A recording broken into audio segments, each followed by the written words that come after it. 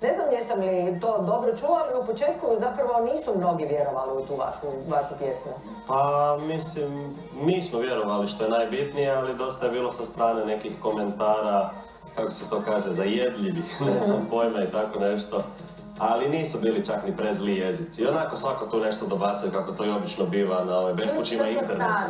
Koliko je zapravo te vjere u sebe i nekog inata važno da bi se čovjek nametnuo?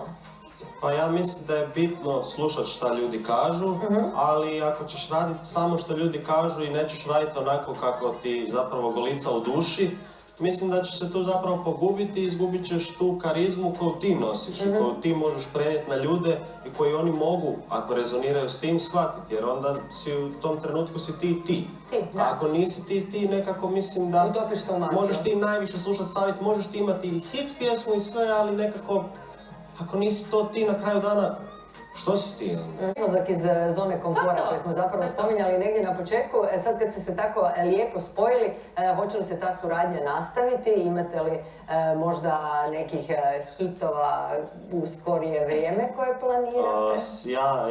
Ja bi volio da se nastavi i mislim da i Žaža isto bi htjela. Međutim, htjeli bi da to bude još veći hit, još bolja pjesma, i da to baš bude onako neka jer sad već na neki način smo, i cijela suradnja je okrunjena na najpozitivniji mogući način i sa tom cesaricom i sa prihvaćanjem publike, što moje te hip-hop publike koji su onako malo... Bad guys! Mislim, slušaju onako malo, ajmo reći, tvrđu glavu, tvrđu ziku, a nije opasnije, kao neki drugčiji malo vibe.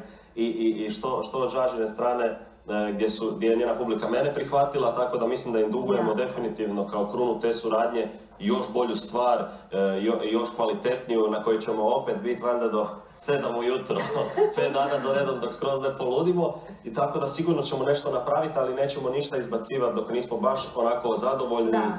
Top, a opet moramo spontano, opet se mora desiti taj trenutak, tako da ne želimo ništa forsirati, ali će biti sigurno.